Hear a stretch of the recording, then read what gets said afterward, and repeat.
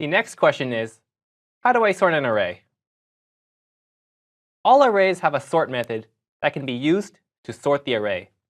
The sort method takes in a comparison function that specifies how the array will be sorted. The comparison function has two objects as parameters and is used to determine which object is greater. We define the function in the following way. If the first object is the greater object, a positive number is returned. If the first object is the lesser object, a negative number is returned. And if the objects are equal, 0 is returned. The sort method applies the rules defined in the comparison function to sort the entire array.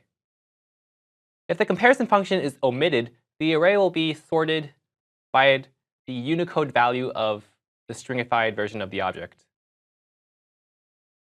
Let's look at some examples. In the code, I have defined a couple of objects. They have ID, name, and price attributes of various values. And I'm going to add them to an array. So let's first log that array to the console. And we can see that the array is ordered in the way I put the objects in the array.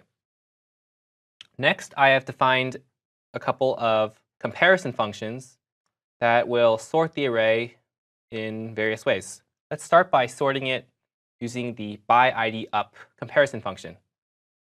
So to do that, we do array.sort byIdUp. And as you can see, the IDs now go in ascending order. I accomplished this by subtracting the second value from the first value. It will return, if the first value is greater, it will return a positive number. And if the first value is lesser, it will return a negative number. It's a quick way to sort numbers. Next, let's test another comparison function. Let's do the by name. So if I do array.sort by name, we can see that the array is now sorted in alphabetical order.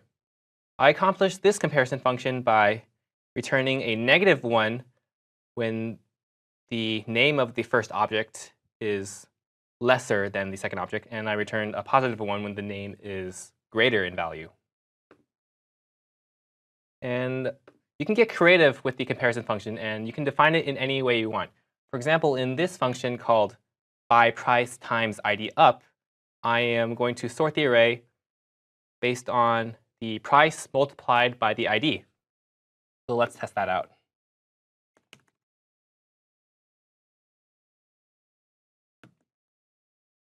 And there we have it. Now it is sorted in the way we defined it.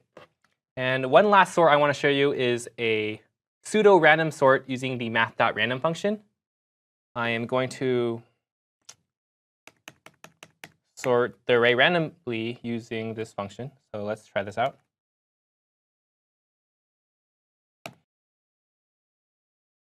One thing about this pseudo-random sort is that it is not statistically random, so you should use it with caution.